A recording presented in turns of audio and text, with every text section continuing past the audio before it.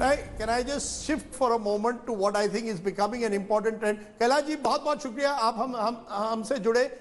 इस समय Shama Mohammed of the Congress is with us, and we also have Faisal Ali of the RJD and Sudhanshu Trivedi, I think, of the BJP. But Shama Mohammed, the question is to you, and the reason I'm going to put this up is BJP versus Congress, 35 seats, BJP now leading in 26 of them, Congress in 9. These are direct fights. And look at even JDU versus Congress, JDU leading in 12, Congress in 13.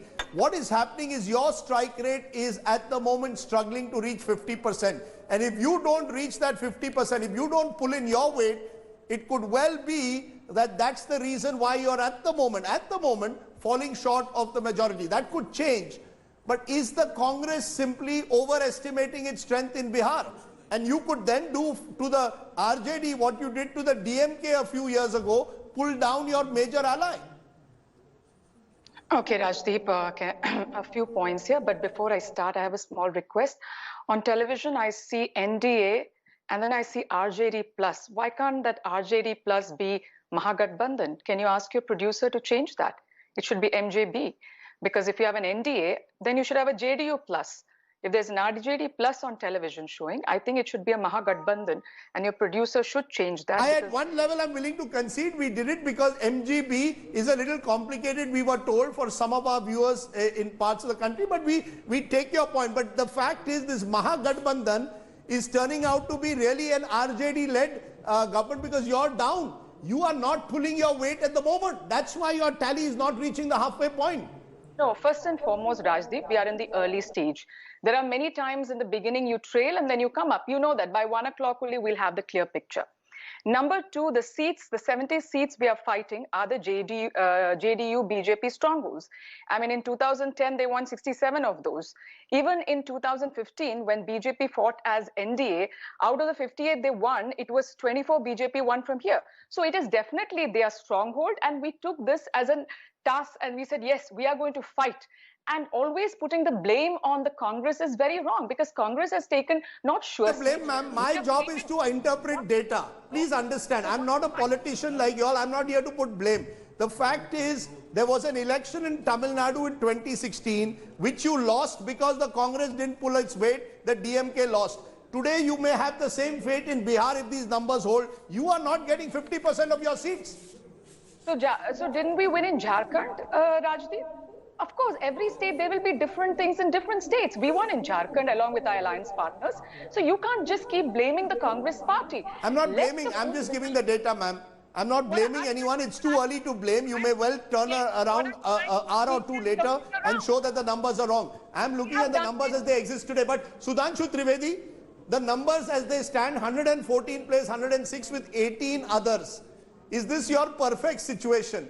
Instability. Nitish Kumar not strong enough, he is downsized, and you can maybe have a chief minister of your choice?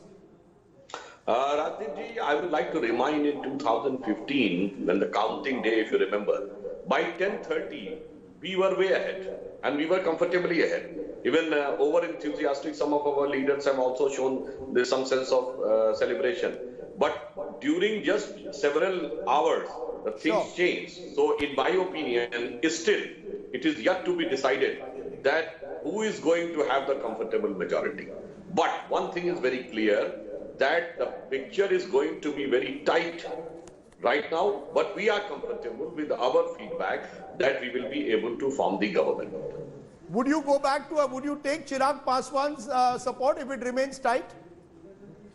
Actually, Chirag Paswan's party is still part of NDA at center, but as far as Bihar is concerned, it will be decided what happens. But right now, it is very clear that in Bihar, NDA, LJP is not with us. Rather than, there are certain seats in which LJP has damaged the prospects of NDA.